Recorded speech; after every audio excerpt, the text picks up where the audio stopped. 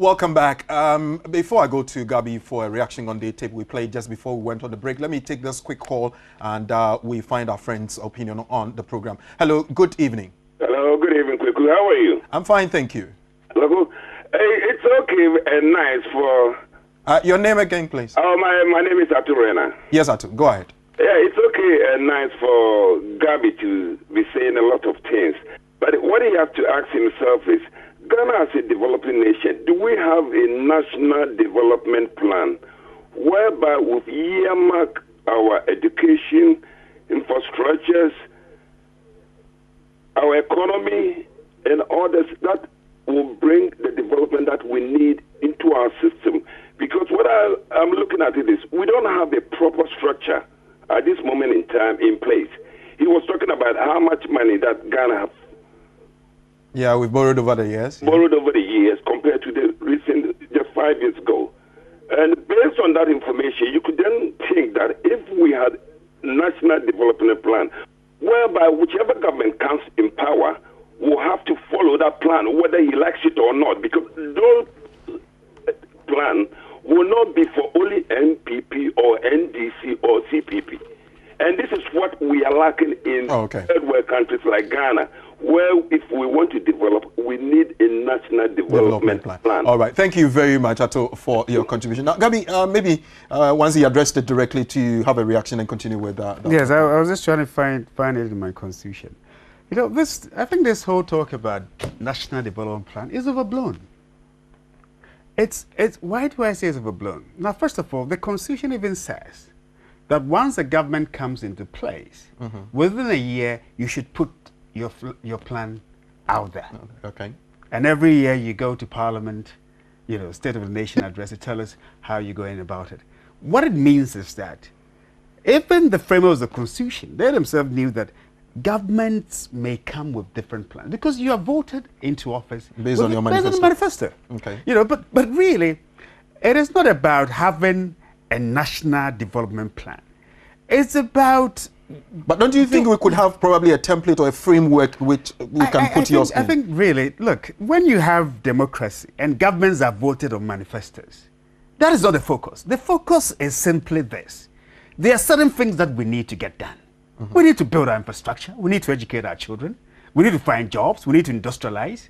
We need to make sure our police work. You know, we need to make sure institutions of state work. Civil servants are giving service to the people without necessarily demanding bribes. All these things, it's not about necessarily. These are the basic things that every functioning state must make sure those things work. And I'm yet to see a manifesto that goes against these things. Even including yours? I'm saying, you know, it's really governments, because of perhaps ideological differences, may have emphasis on different areas.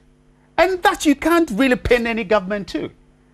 But clearly, if you have a program that inheres necessarily and neutrally in the national interest, I don't think a government will come and decide not to do it. So if you had a national development plan, you mean Professor Mills could not have chosen not to develop, to continue with the affordable housing?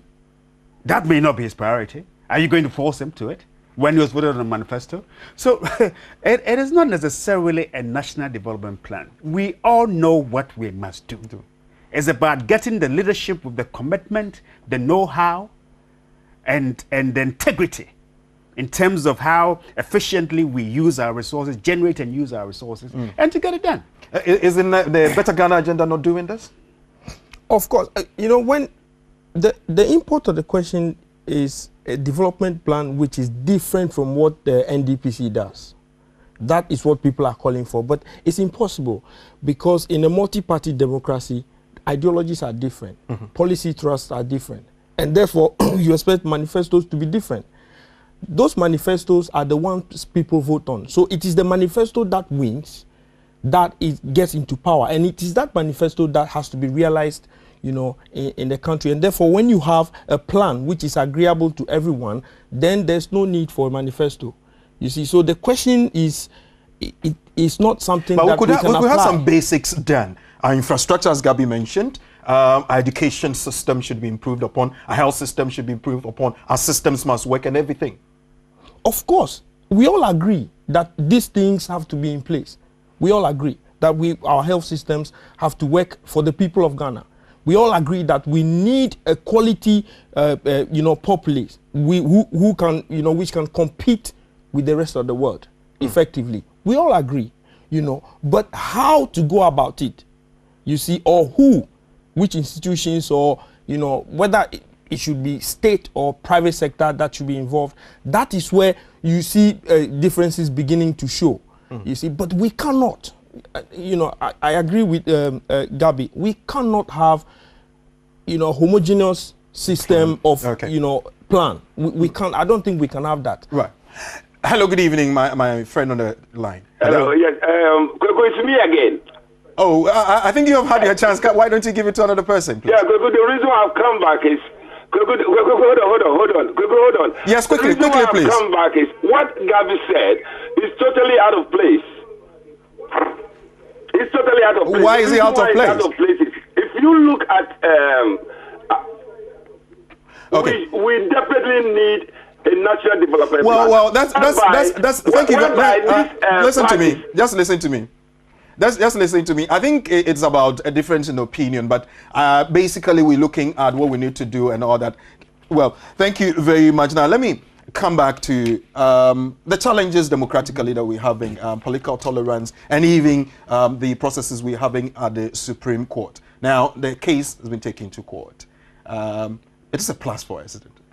Well, it is. But the president mentioned that Ghana is not a banana republic. It's probably a plantain republic. I'm not too sure how to define that.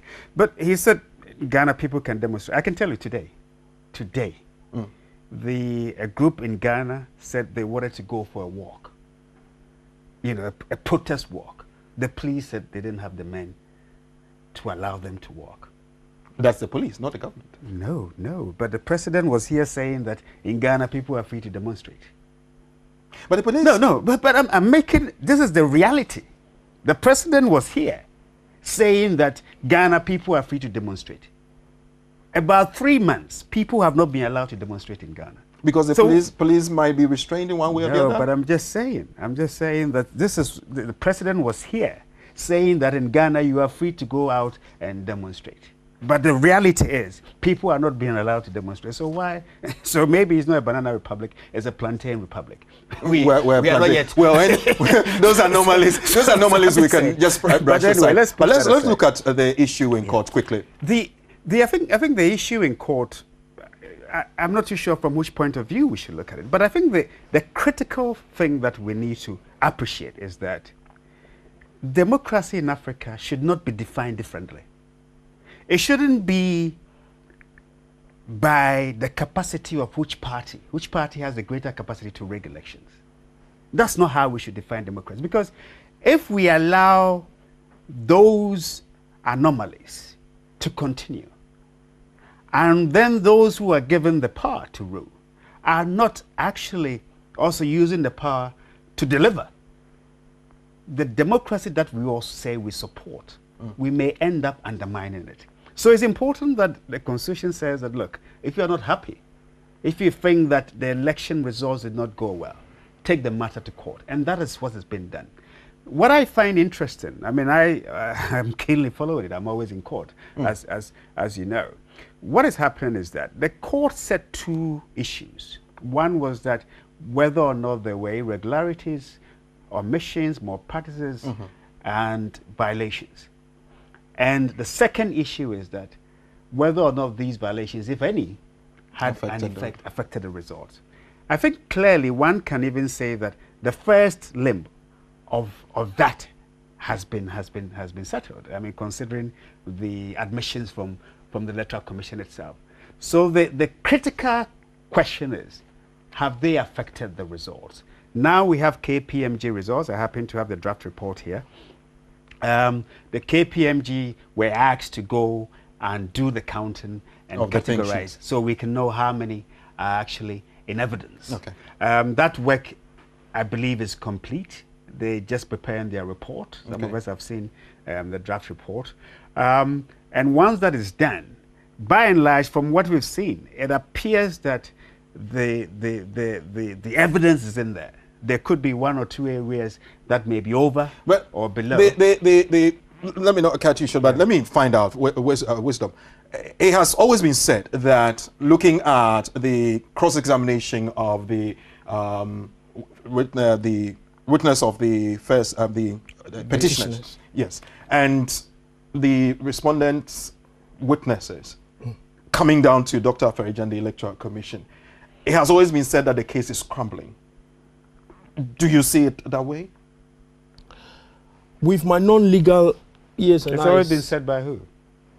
Well, when commentators, let me Which put it commentators? Yes. NDC commentators. Let's be clear. From the respondents. Precisely. So With my non-legal eyes and ears, I think that the case has been crumbling from the moment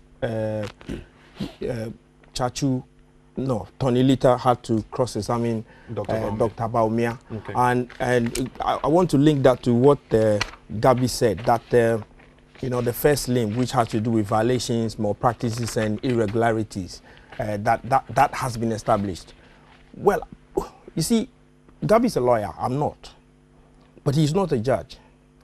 And particularly so, he's not a judge in this case. So he cannot say that that has been established. We wait for the judges to do so. If you want to quote me right, please, wait. I said by... You established two legs. Please, I'm saying that... The first you said has been established. Quote me right. I said per the admissions of Dr.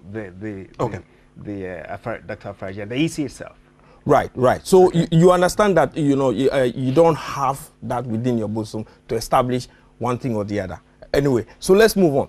But the case, with my non-legal eyes and ears, has been crumbling. And in fact, what's the basis of that? Dr. Rekrubobe is not an NDC commentator. He is not. And I'm sure you have followed copiously when he came out to express himself, to exercise his freedom of speech in Ghana, and his verdict on the case thus far. I don't need to explain further where the case is going. You can see where it's going. Is it per the number of pink sheets that's in contention here that is making the case crumble, or the evidences that have been put forth?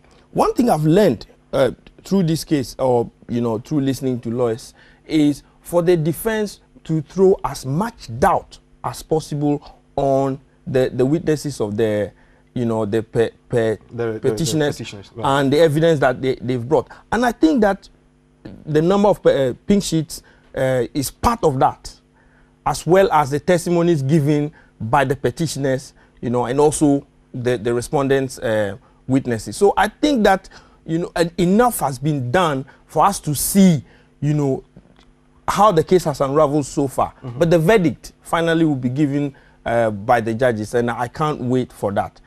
Honestly, I can't wait for the day when the judgment will be given. If it does happen, Gabby, you're a lawyer. If we're going where we're not supposed to go, you can prompt me. But if the KPMG says that the number of pink sheets that the petitioners brought in is not up to that number, would it have any effect on the kind of verdict we expect? Well, it should. But let me just read. This is a draft report, KPMG draft report of the registrar's copies. And it says, except for some copies in the MBP series, which is the duplicate serial numbers, the number of copies of exhibits and affidavits filed in the order set out in paragraphs 44 to 67 of Dr. Bawumia's affidavit were either up to or exceeded the numbers required. Okay?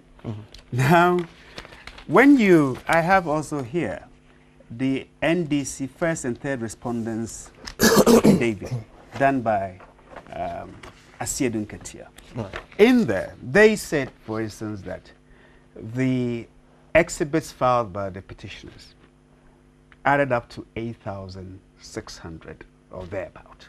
Okay? Now, let's be a bit realistic. I really don't like talking about this case with propagandists, because really... No, but it's not. No, I'm just saying, these are legal matters, so you can't just come and sit here and talk about what Rekrubobe said. That's not what matters. Well,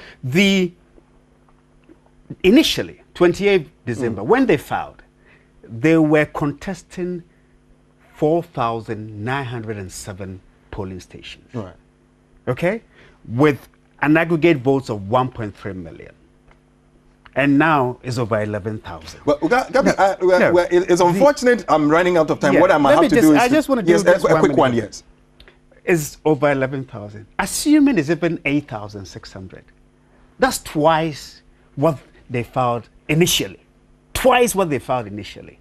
And the combination of overvoting, okay, which, of course, when Dr. Afarajan was confronted with it, he eventually admitted the combination of overvoting and voting without verification alone can overturn the result. Well, when you sit as your party says, the battle is a lot. No, I'm just saying, when there are over 3,000 polling stations in these two categories alone, and you sit here and say that the case is scrambling. Let me just give you 10 seconds. Quick one before I round up. Quick one. Do you think that it's crumbling? Yes, no. It's not up to him I to think say that the petitioners will go home with all right. It's no been another victory. edition of Focus on Ghana. Unfortunately, we've run out of time, but I want us to keep discussing the issue. Thank you very much, Gabi, and thank you very much, Wisdom, for coming on the show. We'll have another edition another time. Good evening.